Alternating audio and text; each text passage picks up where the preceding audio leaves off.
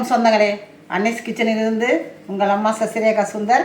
இன்றைக்கி நம்ம கிச்சனில் பார்த்தீங்கன்னா கருவேப்பிலை, புதினா, கொத்தமல்லி எல்லாம் வச்சு நான் துவையல் அரைச்சி காட்ட போகிறேன். இதுக்கு என்னென்ன பொருள் வச்சுக்கிறேன் பார்க்கலாமாங்க.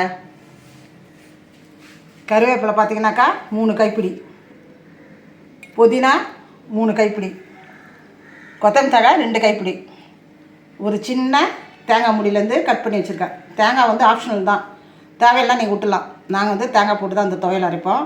அது தாளிக்கிறதுக்கு பார்த்தீங்கன்னா 1 டீஸ்பூன் கடுகு, 2 டேபிள் ஸ்பூன் வந்து உளுந்து, கொஞ்சமாக இஞ்சி, ஒரு 12 காஞ்ச மிளகா, ஒரு மீடியம் சைஸ் எலுமிச்சம்பழம் அளவுக்கு புளி, கொஞ்சமாக கல் உப்பு. இதான் மொத்த பொருள். எப்படி செய்யுதுன்னு பார்க்கலாம் வாங்க. பற்ற வச்சாச்சு. அது மேலே நம்ம வானல் வச்சுட்டோம். வானல் நல்லா காஞ்சிட்டு கொஞ்சமாக அதில் நல்லெண்ணெய் ஊற்றி முதல்ல மிளகா வறுத்து எடுத்துக்கலாம்.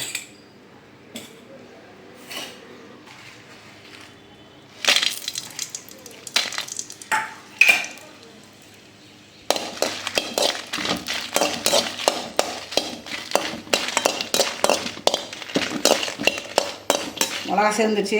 இப்போ எடுத்துக்கலாம். கொஞ்சமாக எண்ணெய் ஊற்றி இந்த கடுகு உளுத்தம் இருப்பேன் அதில் பொரிச்சு எடுத்துக்க வேண்டாம்.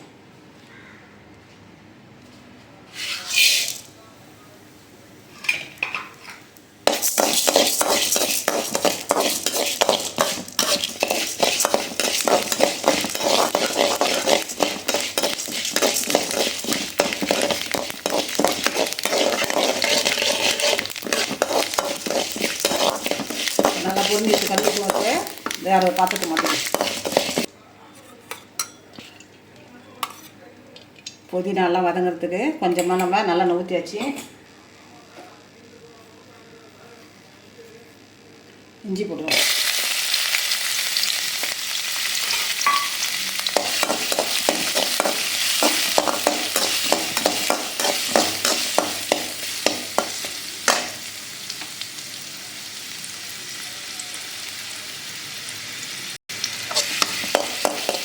இஞ்சி வதங்கும்போதே தேங்காய் சேர்த்துருவோம்.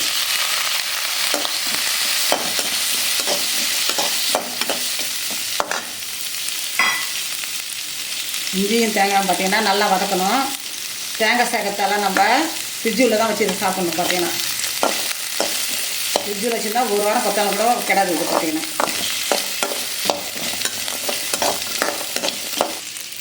இது கூட பார்த்தீங்கன்னா புதினா ஆட் பண்ணிக்கலாம். புதினா பார்த்தீங்கன்னா பச்சை வாடை போகிற வரைக்கும் நம்ம வதக்கணும்.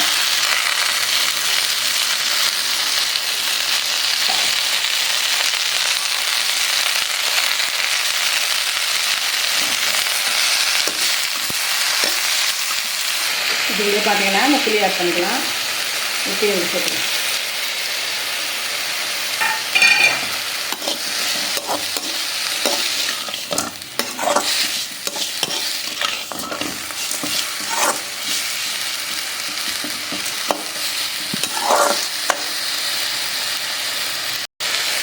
இங்கே பார்த்தீங்கன்னா கருவேப்பிலை ஆட் பண்ணிக்கலாம். கொத்தமல்லி தழையை ஆட் பண்ணிக்கலாம். ஆனால் பார்த்தீங்கன்னா 1 நிமிஷத்துல 2 நிமிஷம் தான் வதக்கணும். கருவேப்பிலையும் கொத்தமல்லி தழையை ரொம்ப வதக்க வேணும். புதினா மட்டும் வதக்கினா போதும். 5 நிமிஷத்துக்கு அளவுக்கு நம்ம வதக்கியாச்சு. இப்போ கொத்தமல்லி சும்மா 1 நிமிஷத்துல 2 நிமிஷம்.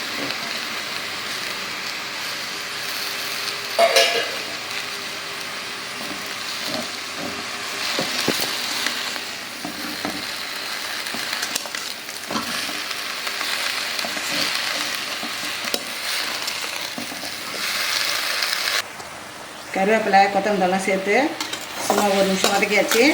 இப்போ நான் வந்து கேஸ் ஆஃப் பண்ணிடுறேன். ஆஃப் பண்ணிவிட்டு நல்லா ஆறட்டோன்னு மிக்சியில் நம்ம போட்டு எடுக்க வேண்டியதான். இந்த வதக்குறேன் கொத்தமல்லி தழை, கருவேப்பிலை, புதினா எல்லாத்தையும் பார்த்தீங்கன்னா மிக்சியில் போட்டு வச்சு நல்லா ஆற வச்சாச்சு. அது கூட பார்த்தீங்கன்னா இந்த வதக்குறேன் இந்த காஞ்ச மிளகாவை இதில் ஆட் பண்ணிக்கலாம். இப்போ நல்லா அரைச்சி எடுத்துன்னு வந்துடலாம். மிக்சியில் நம்ம நல்லா அரைச்சிட்டோம். அது கூட பார்த்தீங்கன்னா இந்த தாளிச்ச கருவேப்பிலை சேர்த்துக்கோம். சேர்த்து இதை ஓட்டு எடுத்துன்னு வந்துடும். நம்ம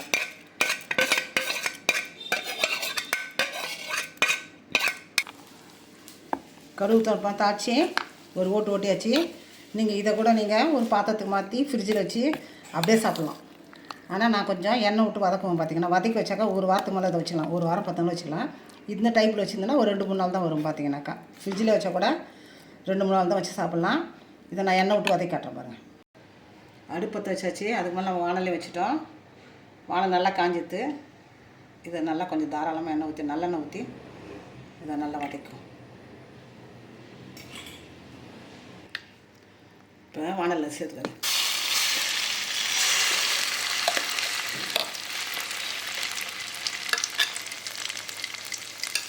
கொஞ்சமாக மிக்ஸி ஜாரை கழுவி ஊற்றிக்கலாம்.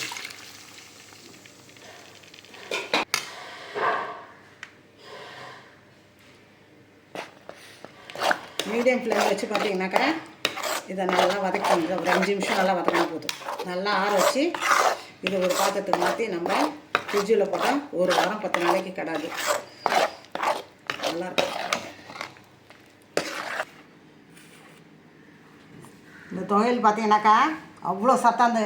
நம்ம சிக்கன் மட்டன் இதெல்லாம் சாப்பிட்றத விட இதில் அவ்வளோ சக்தி இருக்குது. பார்த்தீங்கன்னாக்கா இந்த கருவேப்பிலை, புதினா, கொத்தமல்லி தழை, இஞ்சி எல்லாத்துலேயும் பார்த்தீங்கன்னாக்கா அயன் சக்தியெல்லாம் ரொம்ப கூடுதலாகவே இருக்குது. இதில் பார்த்தீங்கன்னாக்கா கொஞ்சமாக நல்லெண்ணெய் ஊற்றி நம்ம இதை சூப்பராக சாப்பிட்லாம். இட்லி, தோசை எல்லாத்துக்குமே பார்த்திங்கன்னா தொட்டுன்னு சாப்பிட்லாம். சாம்பார் சாதம், ரசம் சாதம் எல்லாத்துக்கும் சைட் டிஷ்ஷாக வச்சுக்கலாம்.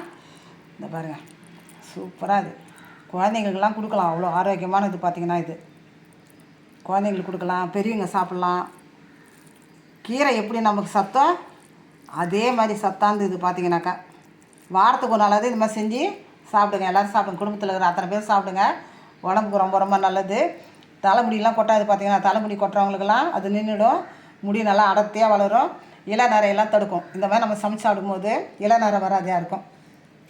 எல்லாம் செஞ்சு பாருங்கள். செஞ்சு பார்த்துட்டு எனக்கு கமெண்ட்ஸில் சொல்லுங்கள். லைக் பண்ணுங்கள், ஷேர் பண்ணுங்கள், கமெண்ட் பண்ணுங்கள். மறக்காமல் என்னுடைய அனஸ் கிச்சனுக்கு சப்ஸ்கிரைப் பண்ணுங்கள். தேங்க்யூ.